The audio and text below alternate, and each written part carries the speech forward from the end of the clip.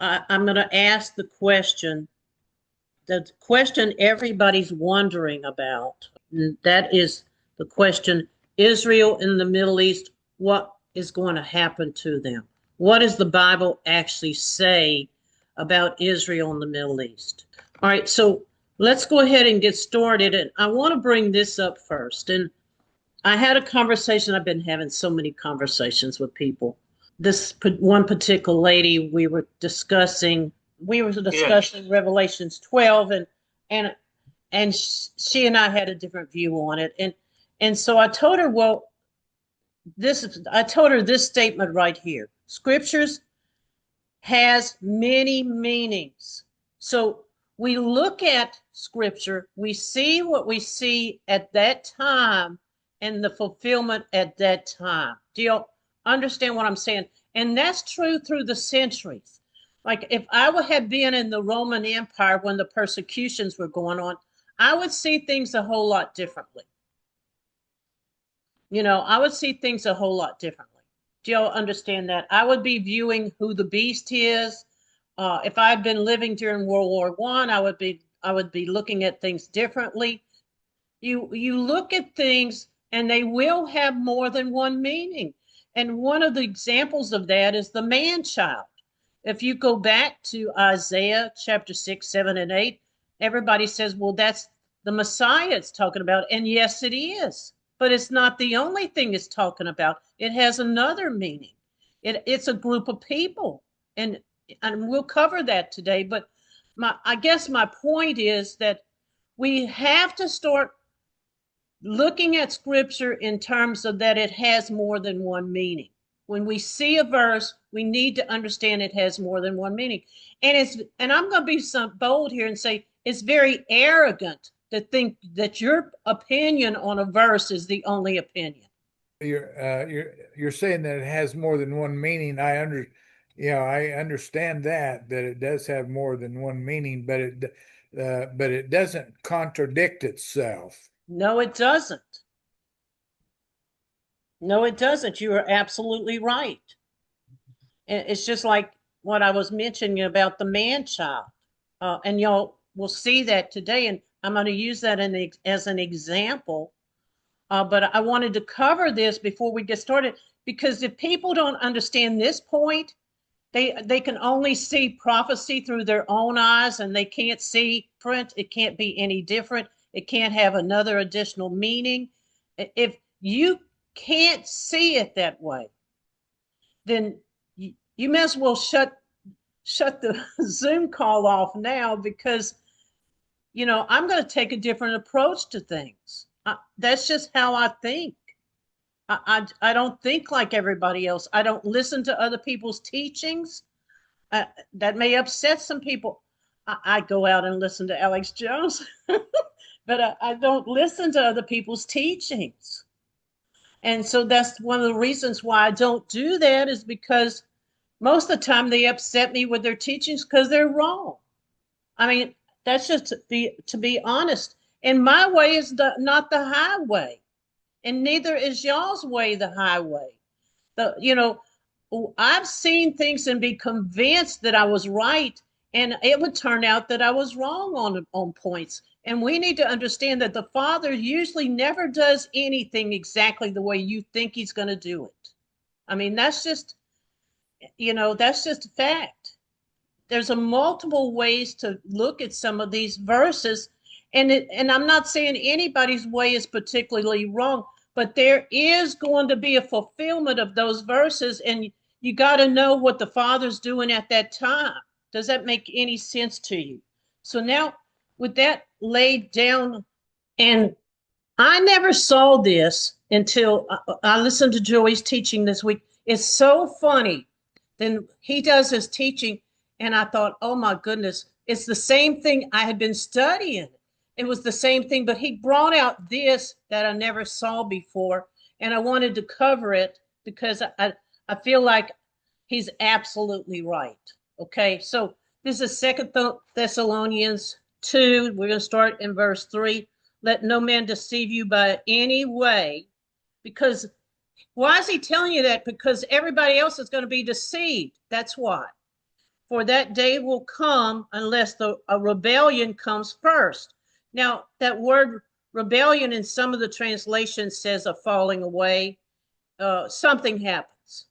And the man of lawlessness, which is the son of perdition, is revealed, and the son of destruction, who opposes and exalts himself above every so-called God or object of worship, so that he sits in the temple, which just means the holy place, doesn't have to be Jerusalem, of God, and proclaims himself to be God. And do you not remember that when I was still with you, I told you these things? Now, verse 6, this is the important verse. And you know what? Restraining him that he may be revealed in his time. So Joey made the point, and he's right, that the Father is holding back the Antichrist. He is holding back this lawless one. All right, so what he's saying right here is that there's somebody who is the lawless man who's being restrained by the Father. That's what that's saying. Okay, we're going to take this very slowly so y'all can see this. For in the mystery of lawlessness is already at work, because this evil teaching that was going on at the time of the Messiah was on the earth. He was correcting, and it was the teaching of the Pharisees that would eventually lead to some of the teachings that are in our present churches today. And I'm not making this up. That's why he came at that time. And he had many jobs, but one was to point out that the people who were the Pharisees weren't teaching it right. I mean, I'm not making this stuff up. Now he says, only he who now restrains it will do it until he is out of the way. So now look at that verse. So who is he that's out of the way? Somebody want to answer.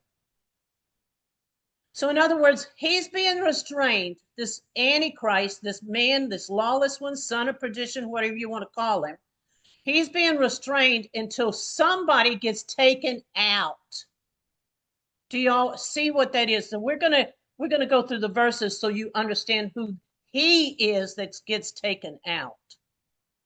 Now, and then the lawless one will be revealed. So when this person is taken out of the way, then the lawless one will be revealed, whom the Lord will kill with his breath and his mouth, and bring to nothing at the appearance of his coming. Now, I'm going to stop there a second, because, some people believe that the Messiah is not returning, and not anytime soon. He's going to be far off. Well, how does he kill people with his mouth if he's not here? He's talking here about Joel 3. Joel 3 is the war when the Messiah comes. He puts his feet on the Mount of Olives. Then he goes to the Valley of Jehoshaphat. He pleads for his people, Israel. He says, if you'll turn loose my people, Israel, I won't harm you. And the actual war comes, the punishment comes out of the Messiah's mouth. You can read it in Joel 2. He says he sends a plague and their eyeballs just melt in the sockets. I'm sorry that I have to be so graphic, but that's what he's saying. And so he does come, and what man could do something like that? There's no man that can do something like that. This is the Messiah that's coming, and he's going to kill this lawless one. It says with his mouth. And the coming of the lawless one is won by the activity of Satan, which all power and false signs and wonders. So that's how you're going to know who he is, because he's going to perform miracles of some sort. Now, we don't know how that plays out. And with the wicked deception for those who are perishing because they refuse to love the truth, so to be saved. Now, look at verse 11. Therefore, God sends them a strong delusion so that they may believe what is false. Okay, I'm telling you what the delusion is. The delusion is that we are the Gentiles, And there's only one chosen people, and they're in the Middle East, in Jerusalem. And that is the strong deception. And this is why this country picks up weapons and goes over there and fights every time Israel needs help. I mean, it's just a fact, and you don't say anything negative about Israel. You don't question anything they do because you're going to be called a racist. And that logic needs to go out the window. All right, so let's go to this next one. And this is Revelations 13, verse 11. And I behold another beast coming out of the earth. Okay, so this is a beast that comes out of the earth. Remember, the other one comes out of the water. He comes out of the sea. But this one comes out of the earth, meaning Abraham was given land. So he's a descendant of Abraham. And he had two horns like a lamb, and he spoke like a dragon. Do y'all see that? All right, so going on, he exercised all the power of the first beast before him and caused the earth and them that dwell therein to worship the first beast, whose deadly wound was healed. Now, the deadly wound, I can't tell from sometimes the way it's written in scripture, whether the beast that they're talking about here, it has the deadly wound, or if the kingdom before them has the deadly wound. So we need to talk. So what is going to happen, we all know that Russia and China and the people in the eastern part of the world, which are the Gentiles, are going to come to the Christian nations and take them down. And that's Esau throwing off his yoke off his neck. So that's going to happen first. And that's going to be the kingdom that's set up with probably Putin unless he dies. Okay. Somebody in that group is going to take charge and be in charge. But this is a different kingdom from that Gentile kingdom that has the 10 toes or the 10 horns. That is a different kingdom. Do y'all see what I'm talking about? It's a different kingdom. And so it's one that has only 2 horns. So is it possible that and I'm thinking it is the beast of Revelations that's being talked about, the man that's of sin, the lawless one, the son of perdition, and the false prophet. Is it not possible that that's who that is? I mean, I could be wrong. All right, but that's what it sounds like when you read this, so it's not real clear here about the deadly wound. I always thought it was the UN would have the deadly wound, but that's neither here nor there. All right, now 13, for he does great wonders, and he makes fire come down from heaven and the earth in the sight of men, and he deceives them that are on the earth by means of those miracles. So when he starts doing miracles, he's going to deceive all of them. But he's being restrained right now. That's what 2 Thessalonians 2 says. That man is being restrained. He's being held back until somebody is taken out of the way. All right, so in the sight of the beast, of them that dwell on the earth, that they should make an image to the beast which had wounds by a sword and did live. Okay, now, it kind of sounds like that one of these two here, the 2 horns, are the ones, one of them gets wounded to death with a sword and comes back. That's what it sounds like to me. But I just don't know about the deadly wound yet. So going on, verse 15, and he gives power to give life unto the image of the beast. Now, remember John's writing. He's living at the time under the Roman Empire's rule. And he says he knows it's not a real person. He knows that he's seeing the real person, but he's seeing an image of the real person. I think this is really talking about our internet, our TV, our videos, data. That's what I think it's talking about. It's talking about streaming, maybe, because John had no way to be able to tell you he was looking at a TV screen. He had no way to tell you. But that's what it's really saying here. He says it was given power. This image was given power to the life of the beast. So he could see an image of the beast. He could see an image of the man that had the image, that they should speak and cause many not to worship the image of the should be killed. Okay, so going on. And he caused all, both small and great, rich and poor, free and bond, to receive a mark in the right hand and in their foreheads. And we will talk about that at another time. But he's this person, or this nation that we're talking about here, this nation, it's going to do a job on people in that he forces them to do what he wants them to do. It's going to be a matter of control. And so going on, and there no man could buy and sell unless he has the mark or the name of the beast or the number of his name. So you go to the grocery store, you may have a tattoo that's on your hand. You can use that. You might be issued a number, so you can give them the number and they can look you up in their system, or possibly they could look you up by your name. But you are put in a database or on a server so that they can track you. And that's what it's talking about right here. Do y'all understand that? Because Paul, like I said, John had never seen this before, so he didn't know how to describe what he was seeing. But that's what it's saying here. They're going to put you in a system so that they can track you and keep up with you. All right, so that's a piece of all of this. Now, you may choose. If I go to Whole Foods, they have a way that they can put the palm of their hand and just scan your hand, and you can buy your food through just by using a hand scanner. So, I mean, that technology is here. It's no doubt.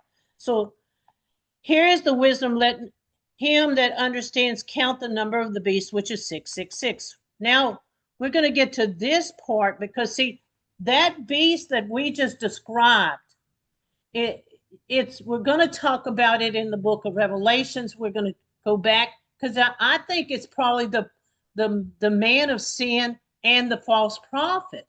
But I mean, it's going to be somebody in a nation somewhere that's going to play that role, and we're going to talk about who that is. But now let's get to that part where it says he is taken out of the way. So who is he that's taken out of the way? Now, he that's being taken out of the way is Trump, I believe. So I'm going to try to prove my point. We're going to go through this, and you're going to get to see this. Now, Isaiah 22, verse 20, in the days that I will call the servant Eliakim, the son of Hodiah, and he clothed him in a robe and put a sash on him, which was really the girdle, which represents authority. And he was committed authority into his hand, and he shall be the father of the inhabitants of Jerusalem and the house of Judah.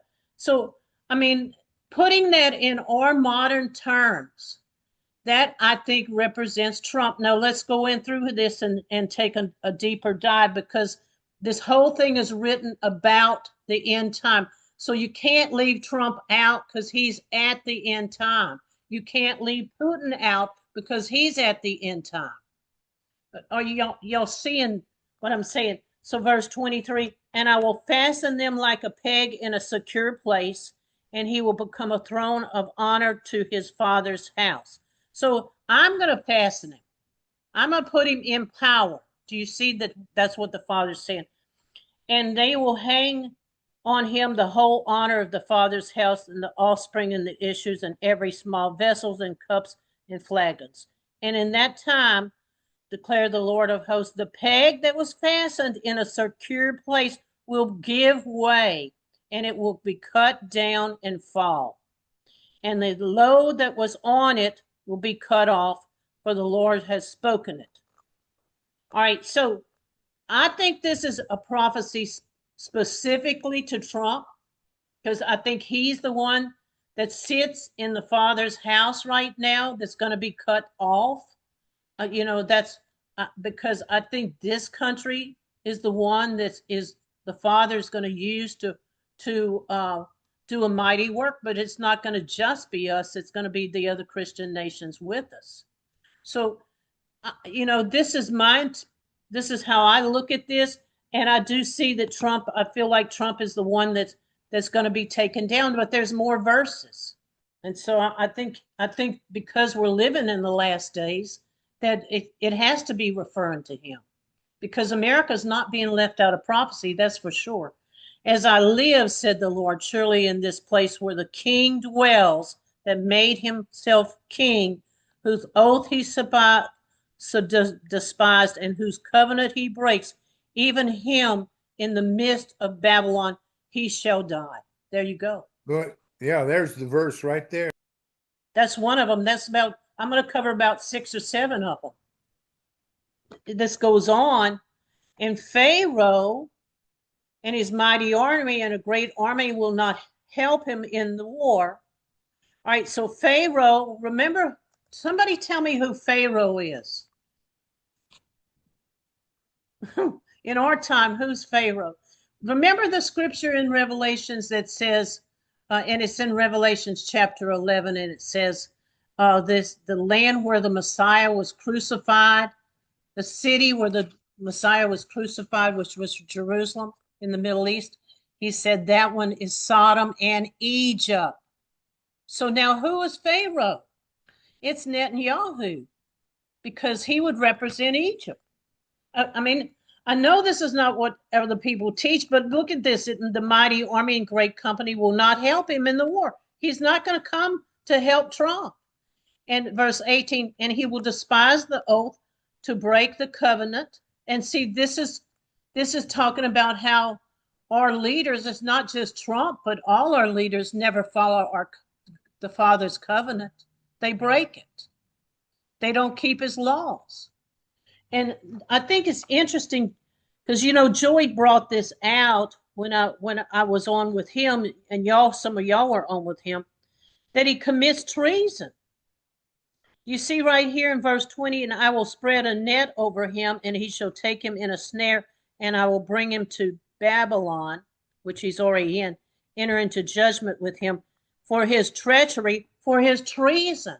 Now, I'm telling you, the treason is the fact that he has not been keeping God's laws, and he's not looking to God for his answers. Now, he may be a religious man. They pray before they do some of their cabinet meetings, but he's not looking to him.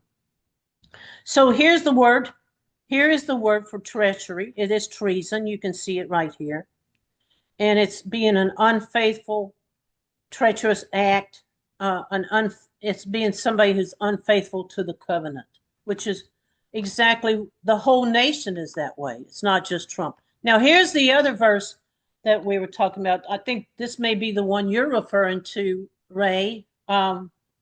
Zechariah 13, verse 7, awake, O sword, against my servant or my shepherd, which should be the same as somebody who leads the flock, right? Against the man that is my fellow, which is what he's being called. He's being called that in Isaiah chapter 44 and 45, said the Lord of hosts, smite the shepherd and the sheep will scatter. See, this is going to tell you when he dies. These verses are going to tell you not just that Trump dies, but when he dies. And I will turn my hand into my little ones. We're the little ones. And it shall come to pass in that all the land, said the Lord, 2 parts shall be cut off and die, and 1/3 shall be left therein. All right, so 1/3 is going to be left alive, but 2/3 are going to be cut off. This is the time that he dies. He dies at the beginning of that war. That's when he dies, and it makes perfect sense because, Hosea and Amos both talk about how, Israel, you have no king. You have no king. Because when they go in to take Trump, they're not just going to take Trump. They're going to probably take these other men that are in power in Washington captive and put them in prison. That's more than likely what's going to happen to them. So they're not going to be Glenda, able to rule either. Yes. do you believe that that war is going to be postponed from noon till winter? Yes, I do. I don't know that the war is. I know that we'll cover that verse. Okay. So yeah, you can definitely you see Jeremiah 6 being fulfilled. You know, anybody, um, this is what Ray's talking about. And so Jeremiah 6, verse 3, the shepherds and their flocks shall come unto her, and they will pitch their tents. That's us around about, and they shall feed everyone in his place. Now, verse 6, verse 4, prepare you war against her. Arise, let go up at noon. All right, noon is going to start on June 21st. Okay, June 21st is when noon starts. And woe unto us, for the day goes away, and for the shadows of the evening are stretched out. So they prepare for war at noon. So that's exactly what y'all just saw. And that I think that's what you're talking about, Ray, right? And then it says, Oh rise yeah, up, go up at absolutely. night and destroy her palaces. He's talking to the people in the eastern part of the world now. They're going to go up and destroy our homes and and this country. Yes, Ray. Yeah, and Joe, when it's in verse 5, when it says, "Arise and let us go by night," then that's not noon. That's the night time of the year, which would be the end of Winter. the year. It'd be December. It'd be like December. It would be Yes. the night of the year. Oh my goodness. So let me go back where I was. Now, we're going to get to some more verses. Now, this is Hosea 10, verse 15. So shall Bethel is the house of God, do unto you because of the great wickedness. At daybreak shall the king of Israel be utterly cut off. So, daybreak is going to be, you know, that when daybreak is, that's around the early spring, February or March timeframe, when the light starts coming into the because spring represents morning, summer represents noon, and then winter is going to represent, you know the nighttime. So you see the seasons, how they're playing out here. So he's going to die at daybreak. That's going to be probably in the early part of February, March timeframe. Do y'all see that? All right, now next verse, Amos 7, verse 11. For Amos said, Jeroboam shall die by the sword, and Israel shall surely be led away. Jeroboam was the king of Israel under the time when she prospered. So, that this never got fulfilled with Jeroboam 1 or 2. This never happened. They didn't get cut off, and the people didn't scatter under their authority. They didn't get Linda, scattered. yeah. Yes, Who who do you think in verse 15 there, who do you think the king of Israel is referring to there? that's Trump. Okay. Yeah. So see, at daybreak shall the king of Israel be utterly cut off. And that's why this Okay. this book is telling you, Israel, you have no king. And the people scatter. Because I mean, now you're left in the hands of the people there that are in the Pentagon with the war, right? All right, so going on. Now we're gonna get to Obadiah. And this is where I'm going to talk about who I think, you know, they're talking about in the book of Obadiah. So who are they talking about? It's going to be a little small country that they're talking about. And so it looks so similar to the Middle East. It looks so similar to the land of Israel in the Middle East. That's why I'm kind of looking at it in that terms. I could be wrong. But I mean, we're going to go through this and we'll take a look. Obadiah 1, verse 2. Behold, I've made thee a small among the heathen, thou art greatly despised. See, Israel in the Middle East is one of the most despised countries. Now, It's telling you they're among the heathen. So they're not Christian nations. Do y'all understand that? This is not a Christian nation. It's a heathen nation. See, this is the thing that people don't understand because they think, well, the Jews are God's chosen people. So they're believers. Well, they're not according to the Father because you have to believe in the Messiah. Remember, you have to believe in the Messiah to be part of Israel. And that is in Galatians 3, verse 29. Galatians 3, verse 29 says, if you believe in the Messiah, you are Abraham's seed. So they can't be considered among Abraham's seed. They have to be considered as heathen because they don't believe in the Messiah. Now you say, well, there's some people in there that do. Well, yes, there's probably some people in every country that does. So this is what I'm saying. It's a country. So let's look at the characteristics. It's a country that's despised. This next thing, verse 4, though they exalt themselves as an eagle, though they set themselves in a nest among the stars, then I will bring them down, said the Lord. So they're a powerful country, even though it's a small country. It's a power. See, it says, I will make thee small among the heathen. Do y'all see that here? It's a small country. It's a small country, but they're powerful. They're like an eagle. Do y'all see that? They put their nest among the stars. They're a very powerful country, even though they're small. So who could that be now? I mean, I could also say this could be talking about North Korea. But, I mean, are you seeing what I'm saying? Because they are a powerful country and they are greatly despised. So I mean, this can have more, there can be more to it than just Israel, but it's looking like Israel. Now look, let me show you why I'm going to say that I think it's Israel. And that's verse 7. And all the men of thy confederacy had brought thee even to the border. So that's our border. That's the border to our country. The men that were at peace with thee have deceived thee and prevailed against thee. So that lets all these other countries out off the hook because they aren't making peace with us. North Korea is not making peace with us. China is a large country. India is a large country. Pakistan is a large. Do y'all see what I'm saying to you? We're limiting down to who these people are.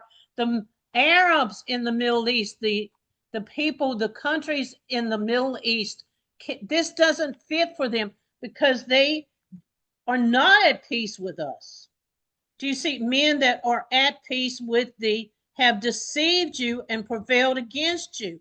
It's somebody that we're at peace with.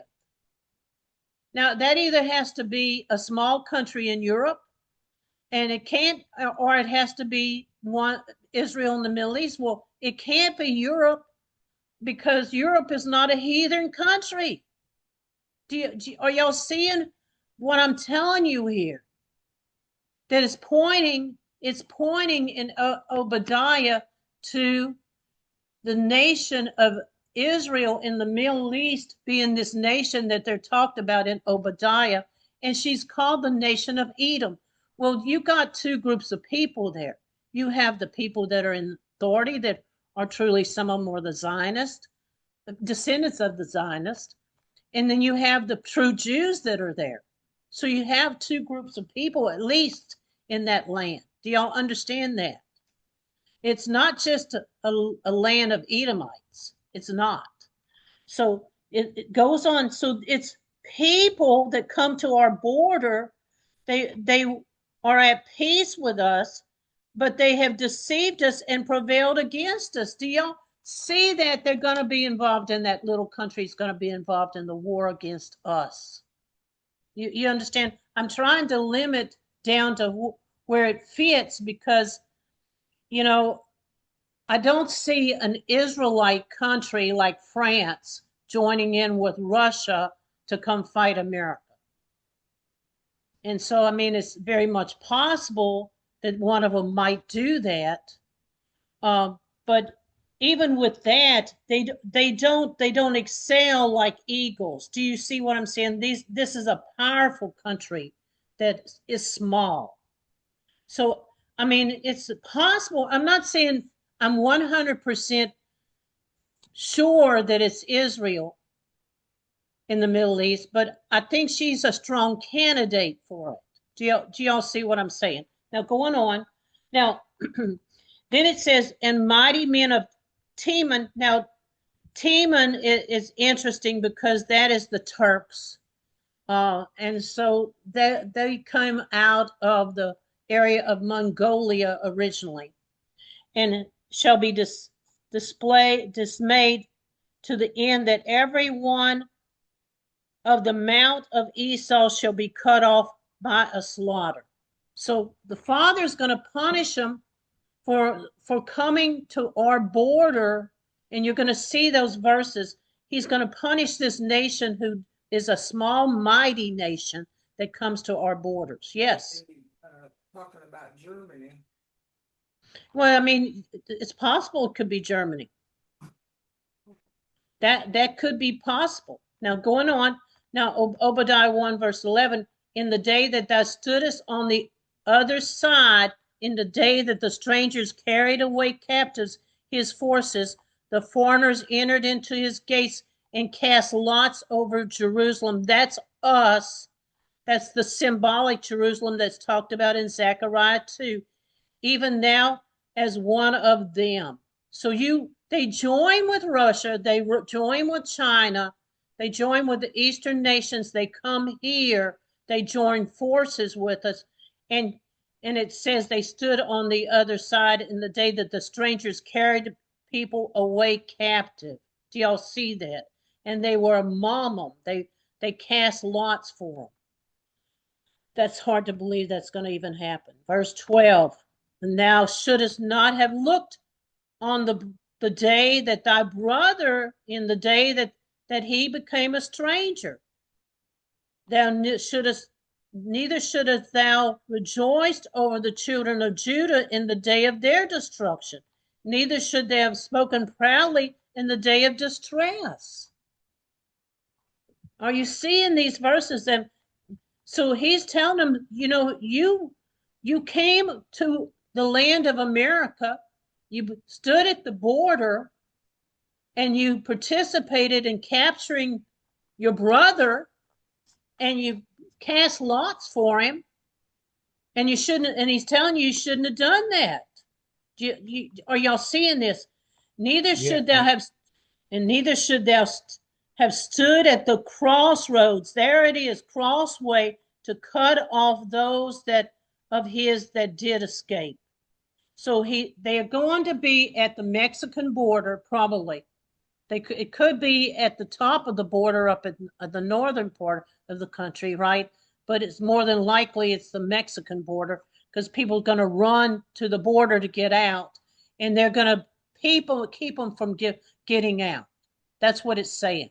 They sit at the crossway and don't let them out. They don't let them out. And that's what it says. Neither shouldest thou have delivered those up of his that remained in the day of distress. So the people are not going to get out of the country in time, because what's going to happen is this little small country is going to sit at the border and prevent them from getting out, which is going to cause the slaughter. I mean, it's the most incredible story. It didn't happen already, and it's got to be fulfilled. All right, now look at this verse, Zechariah 13, verse 6. And one shall say unto him, what is those wounds in your hand? And then he shall answer, those with which I was wounded in the house of my friends.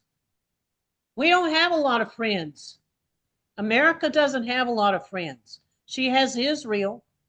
She has maybe some of the Europeans, but they're not real friendly to her, right?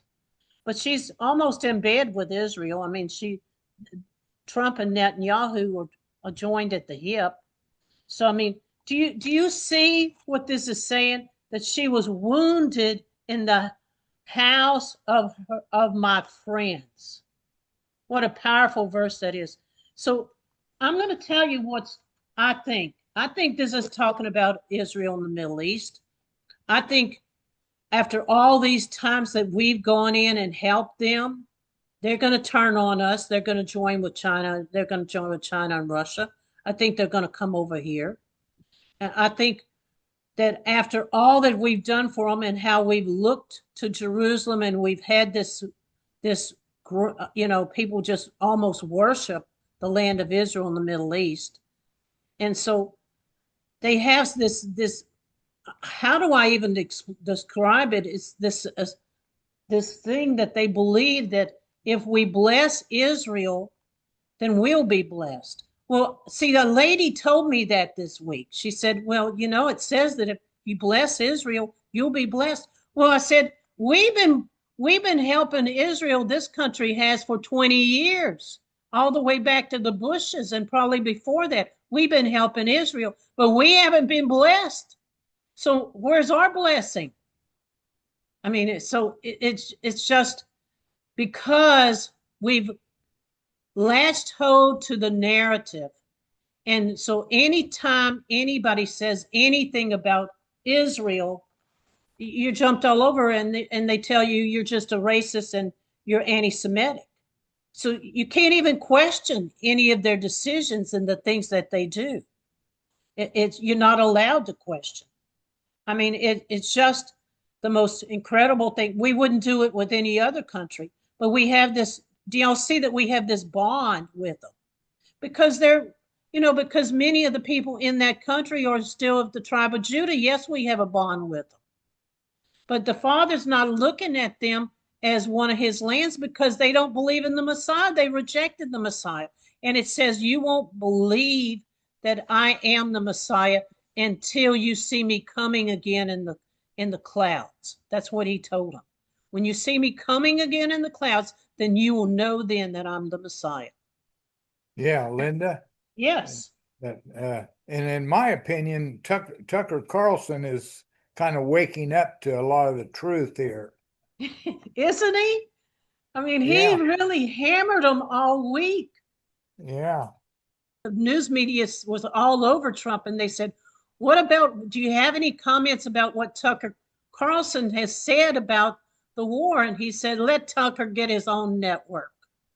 And so it was a funny answer. But Tucker is leading he's leading the pack, and he's leading that revolution that says, no, we don't want to go to war.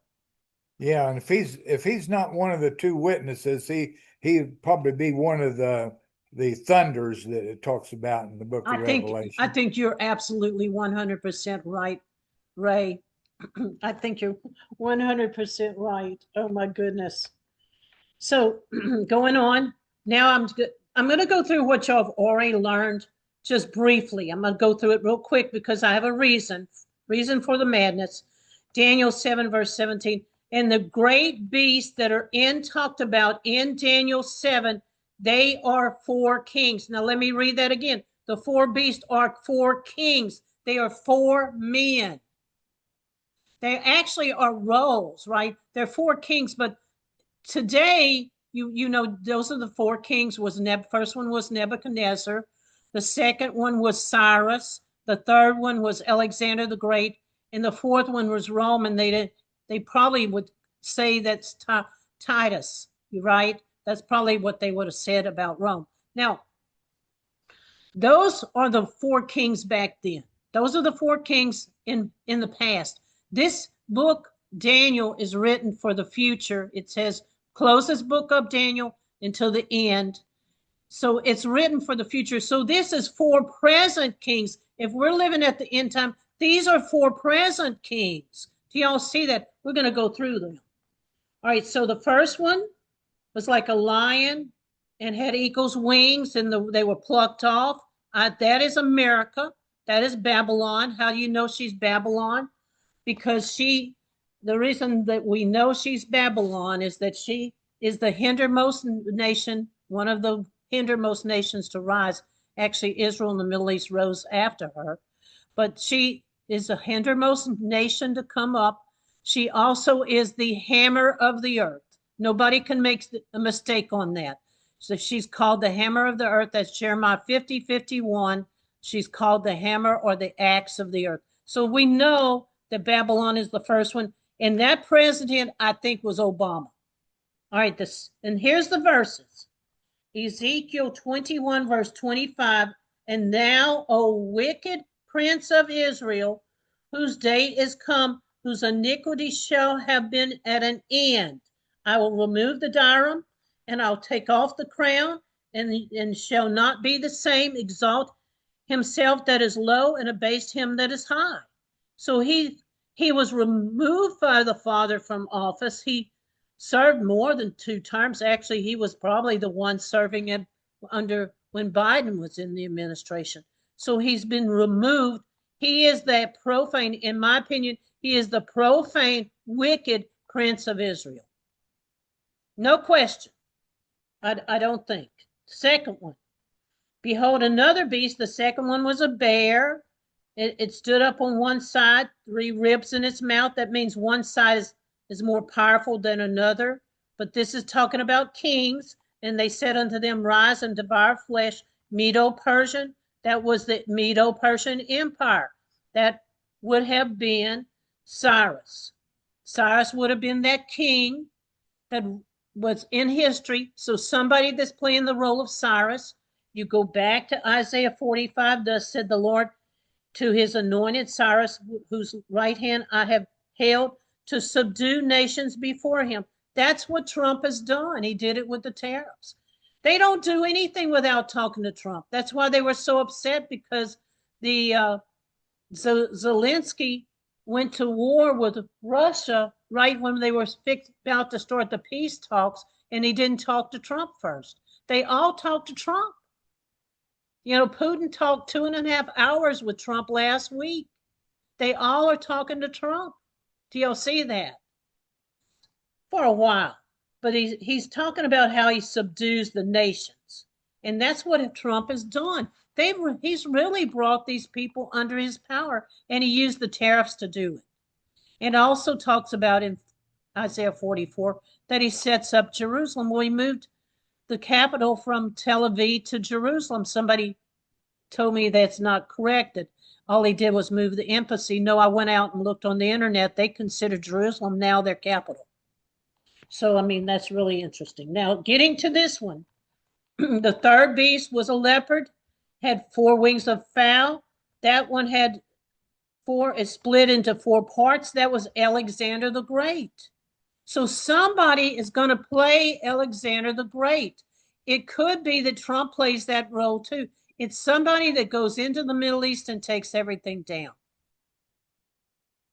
All right, so Daniel 11, verse 2, and it's being described here. Now, therefore, I'll show you the truth, that there shall stand up 3 kings in Persia, and the 4th was richer than they all, and by his strength through his riches he shall stir up the realm of Greece. All right, so look at this real close here, because he's saying that these Arab nations, which are the kings that are with Persia, Persia is Iran. We all know that. In fact, Bannon this week wasn't calling Iran, he was calling it Persia the whole time. He said that's Persia, Persia, Persia, Persia, Persia. And so they understand who Persia is. They all know it's Iran. So Iran is going to join with 3 or 4 other kings, and they make up the king of the south. And then they come against the king of the north, which is Greece. All right, so who is playing the role of Alexander the Great? I mean, we don't know, because that person goes into the Middle East, he cleans it out, and he goes back home, and that's when the war starts for us. And that's talked about in Daniel 11, verse 40 through 45. So it says, the mighty king stands up. He rules with great dominion and does according to his will. You know, the UN is located in New York City, and we have control over it. Now, every time we go to war in the Middle East, we take all the UN troops with us. And that's just a fact. That's what we've always done. Now, whether we do it this time or not, I don't know. But the realm of Grecia is the UN. It also can represent somebody that's American king that's going to go in there and clean that up. And I look for that to happen. And so that somebody's going to play the role of Alexander the Great. Then you've got the fourth kingdom that rises that has 10 toes. That's looking more and more. That's the one that we talk about that has exceedingly strong, great teeth, break into pieces, stamps with the revenue. That is going to be the kings that's going to be all the countries in the Gentile world: China, Russia, Japan, Korea, India, all of those nations with the Middle Eastern countries too, that are going to make up that beast power, and they are going to be a thing to be reckoned with. And the 10 toes are probably the BRIC nations, and we've talked about that. That is going to be Rome. He in the scripture is called the king of Assyria. Right now, Putin is playing that role. That can change, but Putin is playing that role. So I went through that very quickly so you can see who the 4 players are at the end time. And so you can see this being fulfilled. Now, we're going to talk more about that 4th beast because I want to show you this kingdom that rises after them. There's a kingdom that rises after them. Daniel 7, verse 19. The truth of the 4 beasts, which is diverse from all the others, are dread, with teeth of iron and brass, and breaks into pieces and stamps with the revenue. Now it goes on. And the 10 toes that were in its head, and of the other which came up. There's another kingdom that came up. Do y'all see that? And another which came up, before whom 3 fell. So when it comes up, 3 other countries fall. Even the horn that had eyes. There's your surveillance system.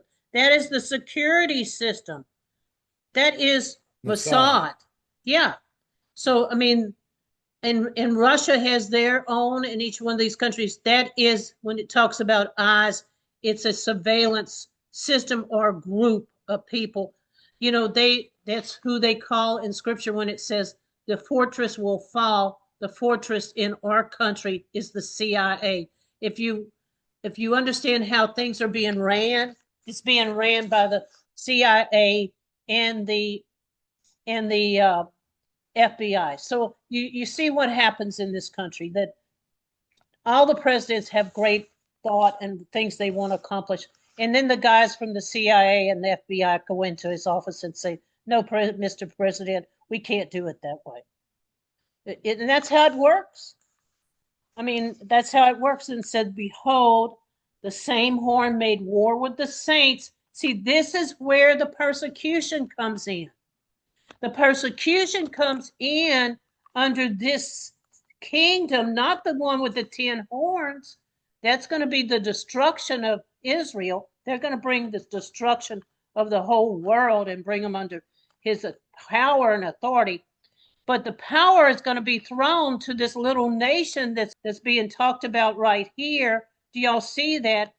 Other than which comes up, and 3 nations fall when it comes up, and that has a mouth that speaks very great things. That's the beast, and who looks like more stout than his fellows. All right, now, at that point, they will make war with the saints. Now, so do you think if it's Israel where this beast power sets himself up and the false prophet sets himself up, if he sets himself up in that country or whichever country, do you seriously think that they're going to let you do what you want?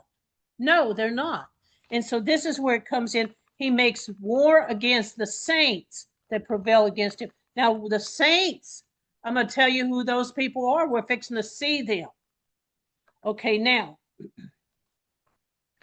all right, I'm going to just repeat this so that you see it's in more than one place. 10 horns, 10 kings, or 10 kings that arise. That's, I think, is the BRIC. Another shall rise after them. See, there's another kingdom that rises after them. That's that little horn that's talked about. I think it is talking about a small country that rules the world. And so here we go, looking here, and it says, and they speak great words against the Most High, and wear out the saints of the Most High. Now look at this part. Think to change times and laws. You're going to follow probably the Noahide laws. That's what everybody has been talking about in the Hebrew roots movement. I can see them pushing in the Noahide laws, which means you wouldn't be able to keep the Sabbath. That's what it means when it says the changing of times and laws. Do y'all see what it's saying here? I don't know I'm speculating. All of this stuff is speculation. I'm just telling you what I'm seeing. The Father may not do it this way. I'm just telling you this is what I think will happen.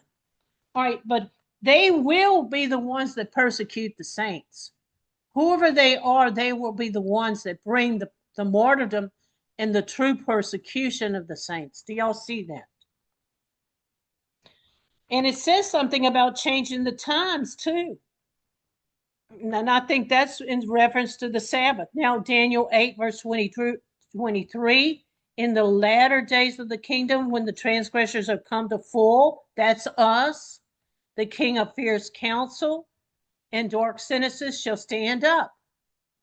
So that could happen anytime now, pretty much, until he won't truly stand up until I think Trump dies. When Trump dies in the war, that's when he will stand up. Now, look at verse 24. And the power shall be his might, not with his own power. He shall destroy wonderfully and prosperous in practice. We're going to talk about AI probably next week, and destroy the mighty and the holy people. There you go. It's this is who it is. And he magnifies himself in his heart and does a craft to prosper. And the peace he destroys, by peace he destroys many. So he's going to push in his laws and you're going to do them. He's not going to take you to war. He's just going to push in his laws and you're going to do them, or you're not going to get to eat. So that's how this is going to work. And he shall not stand. He shall stand against the prince of princes. That's another proof that the Messiah is returning. Nobody else is called the prince of princes. The Messiah is returning, and he's going to be destroyed by him, and shall be broken in without hand. Now we're going to talk about now. And so I'm just showing you more verses that are saying the same thing, that the horn has eyes. That is a surveillance system along with something like the CIA equivalent. Do y'all see that? And that's what he's going to use for his force. And, in this country, Scripture refers to the CIA, the FBI. He refers to it as the fortress. They're called the fortress in Scripture because they are the ones that are making the decisions truly. Okay. So this is really it, because this is the last verse I was going to cover right here, was this Jeremiah 6 verse 3. And it says, where it talks about prepare you war against her, arise and go up at noon. Let us go up at noon, but they prepare for war. That's exactly what just got fulfilled. That's what you just saw happen.